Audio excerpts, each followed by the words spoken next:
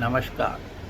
अब आज बहुत दिन के बाद मैं हिंदी में क्योंकि कुछ चीज़ें जो है वो अंग्रेजी में ही समझने की ज़रूरत होता है। हिंदी में समझ जाना तो मुझे हिंदी में और ज़्यादा नॉलेज होना चाहिए, नहीं तो बेकार है वो। इस आज का मैं इस बात में आपसे बातचीत करना चाहता हूँ। पुलिस डेयरी, जनरल डेयरी क्या होता है। हमेशा यहाँ मद्रास हाईकोर्ट में क्या हुआ, 2-3 साल के पहले जनरल डेयरी जब हमको अदालत में 91 CRPC में मांगा था एक वकील ने, तो वो कोर्ट ने बोल दिया नहीं ये आपको नहीं दे सकते। वो प्रिविलेज डॉक्यूमेंट 172 केस डेयरी है, वो ऐसा फैसला किया है। फिर उसके बाद चीफ जस्टिस डिवीजन बेंच से उसको ओवर रूल कर दिया है। तो ये बाकी प्रांत में क्या हुआ ये मुझे नहीं मालूम, मगर उच्च न्यायालय ने बहुत बड़ा फैसला दिया है। उसके अनुसार जनरल डेयरी का इम्पोर्टेंस बहुत ज़्यादा किया है। इन्वेस्टिगेशन कैसा कराना है ये भी इसके बारे में इस फैसला में फैसला किया है। ललित कुमारी केस के बारे में भी, इस केस में ललित कुमारी केस के अनुसार प्रिलिमिनरी इन्वेस्टिगेशन करना है, कितने दिन के अंदर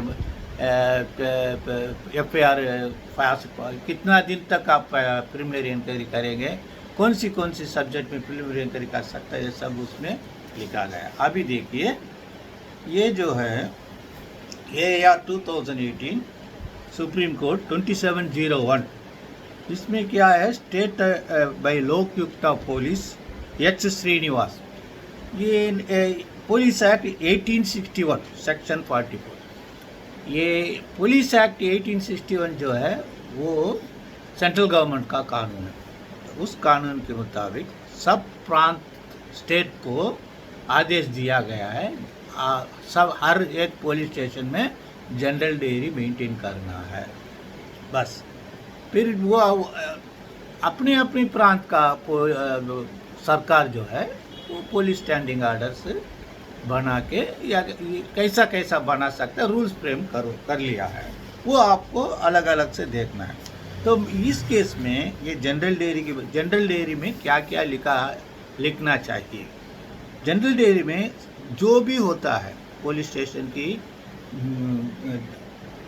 नॉलेज में आया गया है, ट्रांसैक्शन इवेंट्स और पुलिस स्टेशन की जो पुलिस वाले जब बाहर जाते हैं अंदर आते हैं उसके बारे में लिखवाना है, और चार्ज हैंड ओवर करना, चार्ज लेना है, किसी एक्यूज को अरेस्ट कैद किया है उसको पर्टिकुलर्स उसमें लिखवाना है, और जो जिनको law and order petrol duty दिया है उसके बारे में लिखवाना है, और सीनियर ऑफिसर अगर आया था उसके बारे में लिखवाना है।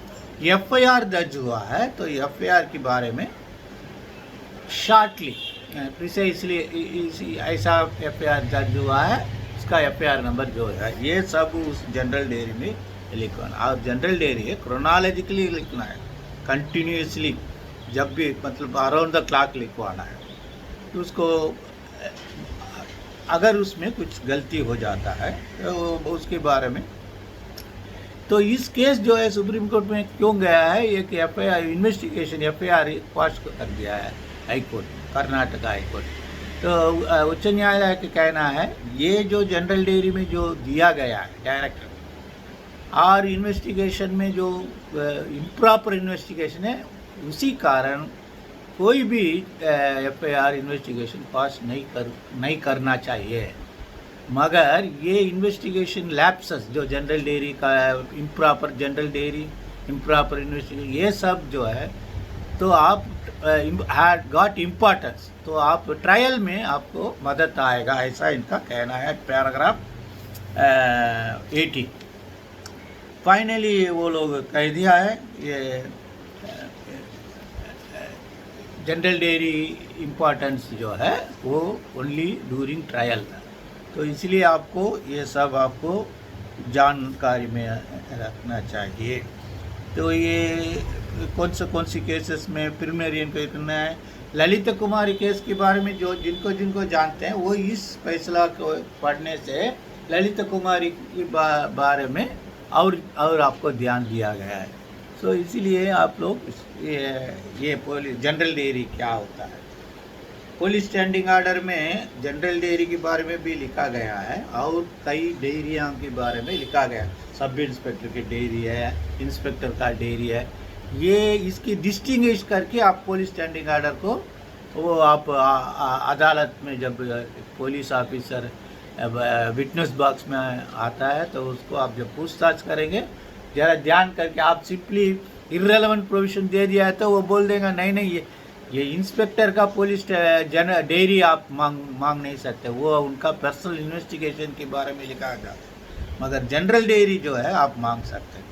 तो जनरल डेयरी का प्रोविज़न फॉर्म आप अदालत में कोट करना है, इसलिए आपको पुलिस स्टैंडिंग के बारे में जानकारी लेना जरूरी है। और बाकी आखिरी में मैं आपके साथ ये भी बांटना चाहता हूँ, जब भी जो कोई मैंडेटरी 154 बराबर फाइल नहीं किया है, 154 नहीं फॉलो हुआ है, एफआईआर दर्ज हो गया है, जनरल डेयरी बराबर फॉलो नहीं किया है, तो इन्वेस्टिगेशन में लैप्सेस है, सिर्फ यही आपके काम में नहीं आएगा। तो आपको ऐसा improper investigation, improper maintain of general dairy और गलत एफआईआर, इसकी कारण आपको क्या डाउट आ रहा है, क्या प्रिजुडिस हुआ है। ये प्रिजुडिस जो है आपको सोच के सजेशन देना चाहिए।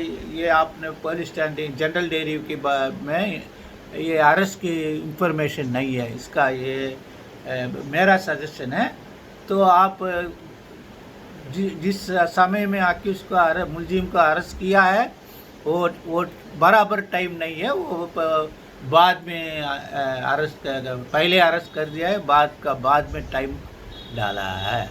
ये सब आप ऐसा प्रिजुडिस करना। ये प्रिजुडिस ग्राउंड जो है वो क्रिमिनल साइड में भी नहीं है, रिट पिटीशन में, सिविल सूट में।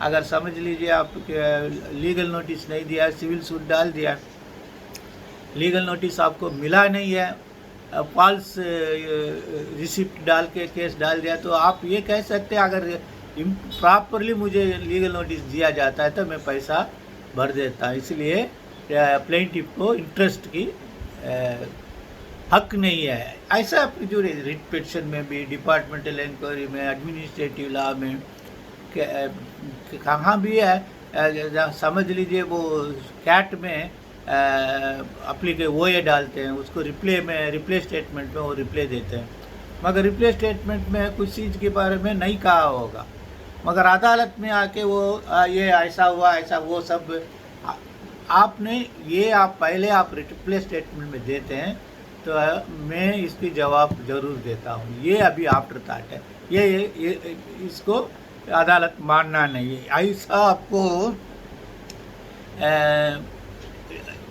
आपको ये प्रिजुडिस वर्कआउट करके आप जब अदालत में केसेस फाइट करेंगे तो आपको बहुत मदद आएगा। तो ये प्रिजुडिस आपको कहाँ से मिलेगा, कैसा प्रिजुडिस, आपको जजमेंट पढ़ना है, रेशियो पढ़ना है, डाइजेस्ट पढ़ना है।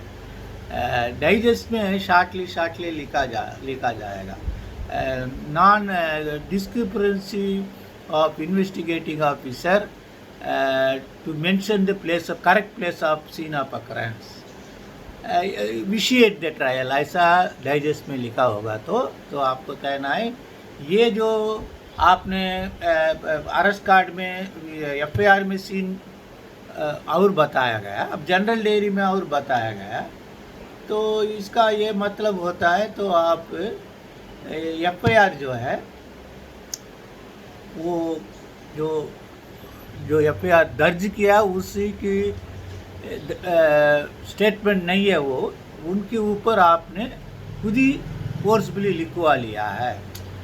तो इसलिए ये टेंटेड इन्वेस्टिगेशन, टेबल इन्वेस्टिगेशन, आप कहीं नहीं गया, कभी मुलजिम को नहीं लेके गया, ये माल बरामद हुआ है, वो नाइफ बरामद हुआ है, ये सब जो है प्रिजुडिस की अंदर आएगा, तो ये आपको डाइजेस्ट के मुताबिक मिलेगा। जय हिंद।